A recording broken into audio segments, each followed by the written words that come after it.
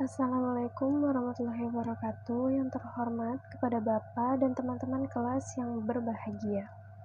Puji syukur malah kita panjatkan kepada Allah Subhanahu wa Ta'ala atas rahmat berupa kesehatan dan keselamatan.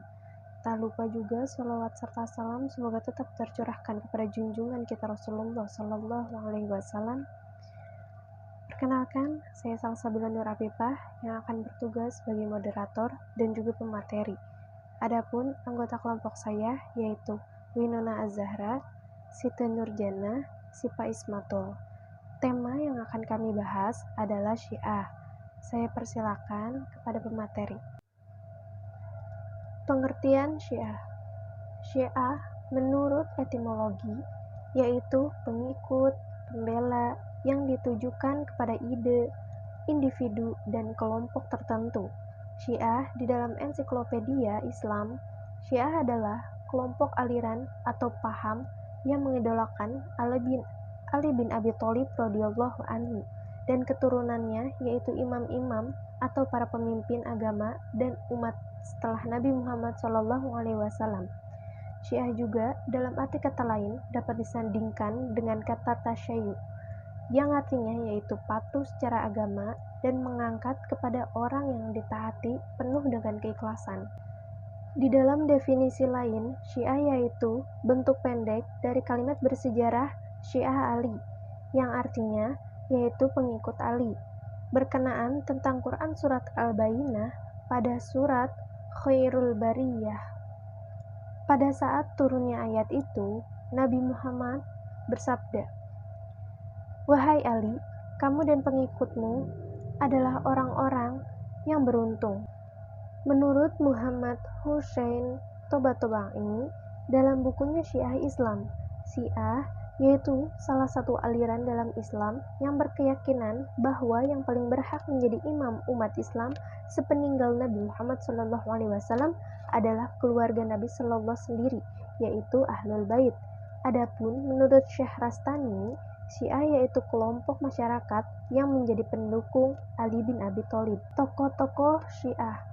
Tokoh-tokoh aliran Syiah yang terkenal yaitu Abu Dzar Al-Ghifari, Miqdad bin Al-Aswad, Ammar bin Yasir, dan sejumlah ulama yang menyatakan diri sebagai keluarga Nabi Muhammad SAW atau Ahlul Bait.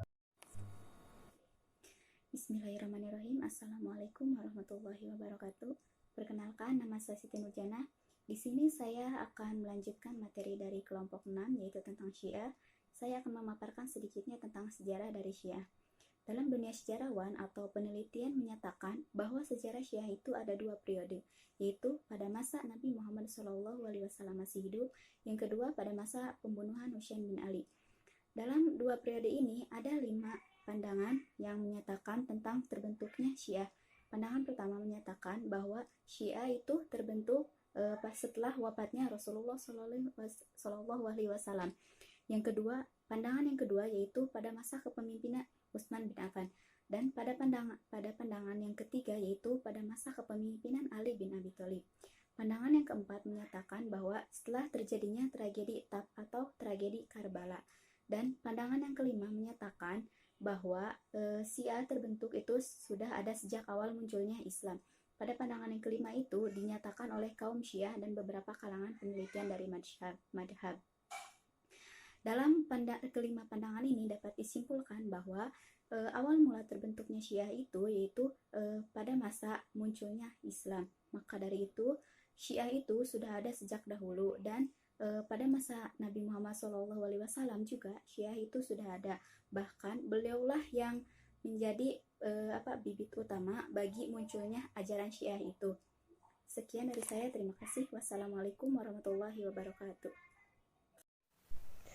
Di sini saya akan menjelaskan perkembangan Syiah di Indonesia. Di dalam perkembangan Syiah memiliki beberapa generasi. Yang pertama yaitu lamanya Syiah memasuki Indonesia sejak Islam memasuki ke Indonesia. Adapun raja dan kerajaan yang pertama masuk ke Indonesia adalah bernama Merah Silu beliau dari kerajaan Samudra Pasai.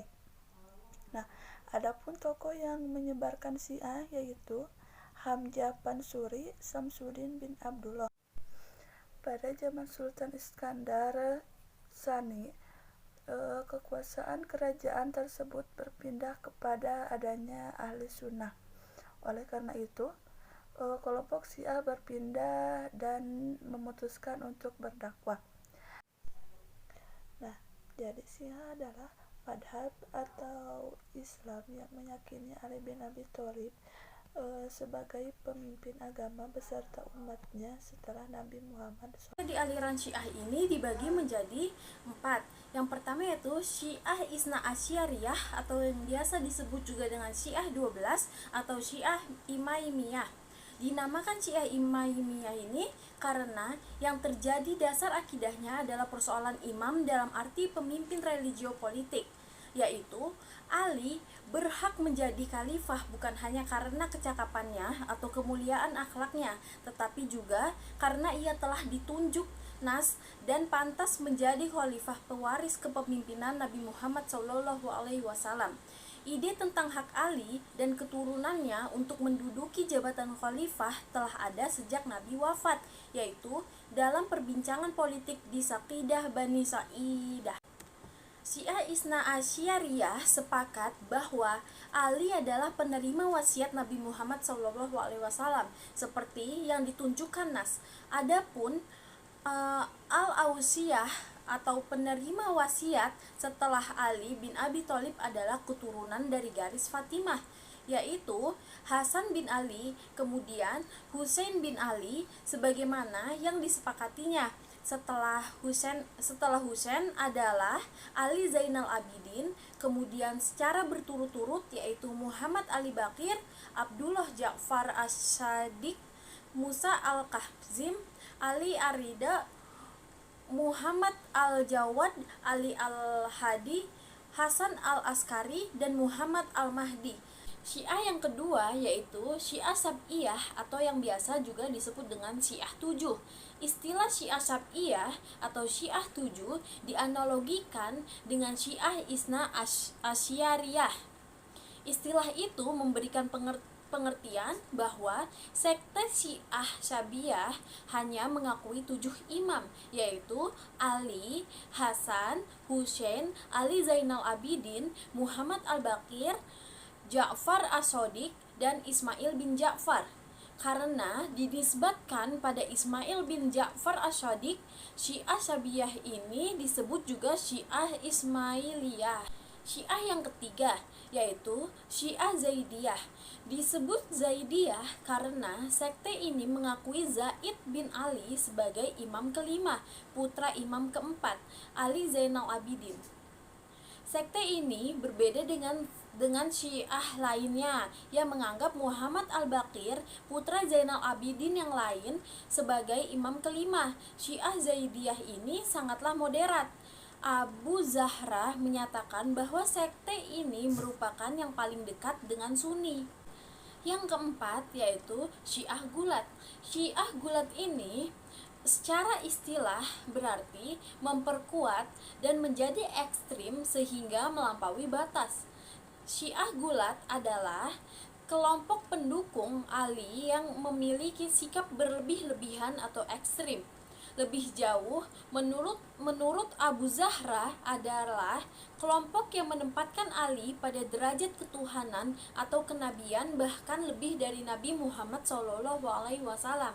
Gelar gulu diberikan karena pendapat yang janggal, yaitu ada beberapa orang yang dianggap Tuhan dan juga ada yang dianggap Rasul setelah Nabi SAW, dan ada juga doktrin ekstrim lainnya seperti tanasuk, hulul, tasbih, dan ibaha. Pada dasarnya, sekte yang dibawa oleh Abdullah bin Saba ini terdapat banyak sekte karena perbedaan prinsip yang mendasar bagi pengikut. Namun, prinsip paham ini pada dasarnya dipengaruhi oleh sistem agama Babilonia kuno yang ada di Irak seperti Zoroaster, Yahudi. Demikian tadi presentasi kelompok kami. mari kita mengucapkan Alhamdulillah. Saya sebagai moderator, mohon maaf atas kekurangannya dan terima kasih untuk perhatiannya. Wassalamualaikum warahmatullahi wabarakatuh.